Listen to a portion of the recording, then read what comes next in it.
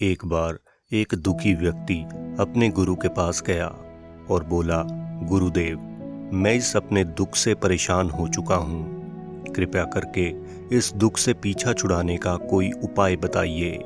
गुरुदेव मुस्कुराए, क्योंकि वो जानते थे कि शिष्य ने थोड़े शब्दों में बहुत बड़ा प्रश्न कर लिया था।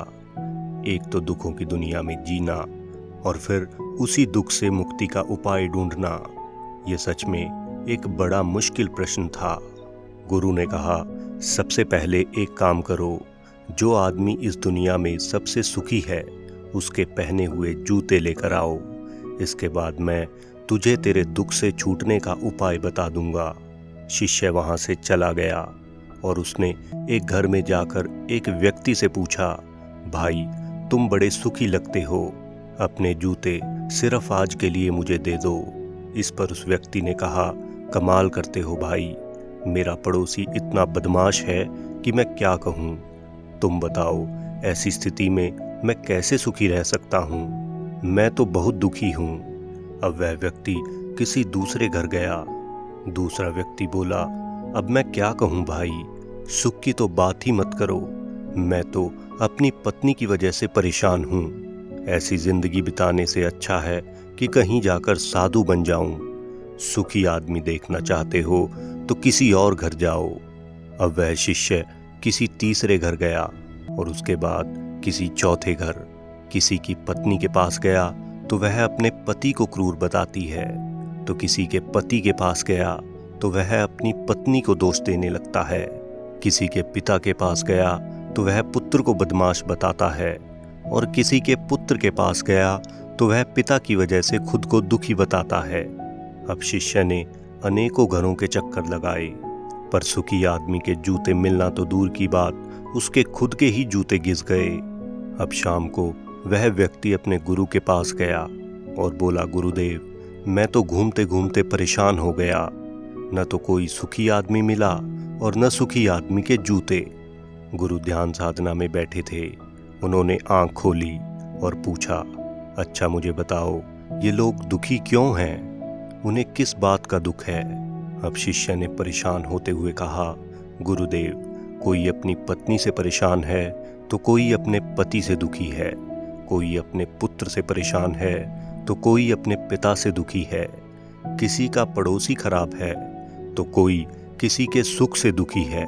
सच तो ये है गुरुदेव, आजकल हर आदमी किसी दूसरे आदमी के कारण दुखी है। गुरुदेव मुस्कुराए और बोले, वत्स, तुम मुझसे सुखी रहने का सूत्र पूछ रहे थे, लेकिन वह सूत्र तो तुमने खुद ही ढूंढ लिया। अब शिष्य हैरान हो गया। वह बोला, गुरुदेव, मैं कुछ समझा नहीं। अब गुरु ने मुस्कुराते हुए कहा, वत्स, सुखी रहने और अपने दुख से छुटकारा पाने का सूत्र है कि दूसरे की ओर नहीं, बल्कि अपनी ओर देखो, खुद में झांको, खुद की काबिलियत पर गौर करो। अगर प्रतिस्पर्धा करनी है तो खुद से करो, दूसरों से नहीं। तुम्हारा ये जीवन तुम्हारी खुद की यात्रा है, इसलिए दूसरों को देखकर अपने रास्ते मत बदलो। सदा अपने मन की सुनो और खुद को देखो कि तुम अभी क्या कर रहे हो और आगे क्या कर सकते हो। अब शिष्य गुरु से पूछता है कि गुरुदेव, इस संसार में हमें बहुत सारे ऐसे लोग भी मिलेंगे जो ये कहते हैं कि मैं तो अपने आसपास के लोगों से बड़ा प्रेम करता हूँ। वो कहते हैं कि हमने कभी किसी और की तरफ नहीं देखा, फिर वो लोग क्यों दुखी रहते हैं गुरुदेव? अब इस पर गुरुदेव ने उसे समझाते हुए कहा, ये लोग जिस प्रेम की बात करते हैं वो असल में प्रेम नहीं है, बल्कि उसके स्वभाव का एक रूप है जो समय के साथ बदलता रहता है। यानी प्रेम, ईर्ष्या, गुस्सा, ये सब हमारे आचरण से कब जुड़ जाते हैं ये हम भी नहीं जानते। अगर हम इस दुनिया से असली प्रेम करना चाहते हैं तो हमें अपने मन को योग प्राणायाम से वश में करके वर्तमान में जीना सीखना होगा। और इस दुनिया में सब कुछ नश्वर है और एक समय बाद सब कुछ पुराना और फिर खत्म हो जाएगा। ये बात अपने मन को समझानी होगी। जैसे आज हमने कोई नई कार ली तो हम बहुत खुश होंगे, लेकिन अगले ही दिन वो खुशी कम होना स्वाभाविक है और कुछ समय बाद चलाने के बाद शायद वो कार हमारे लिए इतनी ज़्यादा ज़रूरी नहीं रहेगी।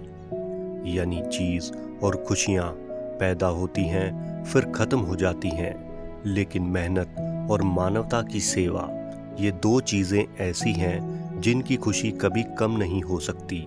और जिस दिन आप सब चीज़ों से मुक्त होकर अपनी मेहनत पर ध्यान लगाओगे तो उस दिन आप सच्चे सुख को प्राप्त कर लोगे। गुरु की बात शिष्य की समझ में आ चुकी थी। वह हैरानी भरी नज़रों से अपने गुरु की तरफ देखता रहा। अब शिष्य बोला, गुरुदेव, बात तो आपकी बिल्कुल सत्य है, लेकिन यही बात आप मुझे सुबह भी बता सकते थे, तो फिर आपने मुझे इतनी परिक्रमा और भागदौड़ क्यों करवाई गुरुदेव? इस पर गुरु ने कहा, वत्स, सत्य को पचाना बड़ा मुश्किल होता है, इसलिए सत्य कभी सीधा नहीं पचता। अगर यह बात मैं तुम्हें सुबह बता देता तो तुम मेरी इस बात को हरगिज नहीं मानते, लेकिन अब तुमने मेरी इस बात को स्वयं अनुभव कर लिया है और सबकी परिक्रमा और सबके चक्कर लगा लिए हैं, तो अब मेरी ये बात तुमको अच्छे से समझ आ गई होगी और अब ये बात तुम अपने पूरे जीवन में नहीं भूलोगे। तो दोस्तों, ये कहानी हमें बताती है कि ये जीवन तुम्हारी खुद की यात्रा है, इसलिए सफलता के लिए अगर कोई भी त्याग या बलिदान चाहिए तो वो आपको खुद ही देना होगा। खुद की कामयाबी के लिए आपको खुद ही मेहनत करनी पड़ेगी। इसके साथ ही आपको इस दुनिया से अपना ध्यान हटाना होगा ताकि आप किसी और पर ध्यान न देकर खुद के लक्ष्य, खुद की मेहनत पर ध्यान लगा सको। दोस्तों, दूसरों पर निर्भर रहने का मतलब है अपने सुख या अपने लाभ और नुकसान के लिए दूसरों पर निर्भर रहना।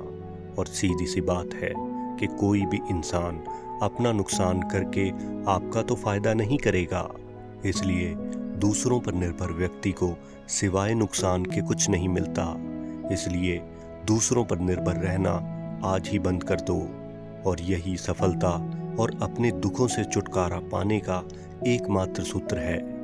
तो दोस्तों, अगर आपको ये कहानी अच्छी लगी हो और आप इस वीडियो से कुछ सीख पाए हो तो इस वीडियो को लाइक करें। आशा करता हूँ कि ये कहानी आपके ज़िंदगी में कोई अच्छा बदलाव लेकर आएगी।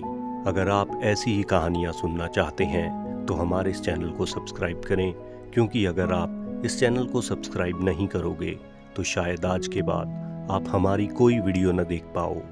तो मस्त रहिए, स्वस्थ रहिए और देखते रहिए माई स्टोरी स्टेशन की नई नई वीडियोस।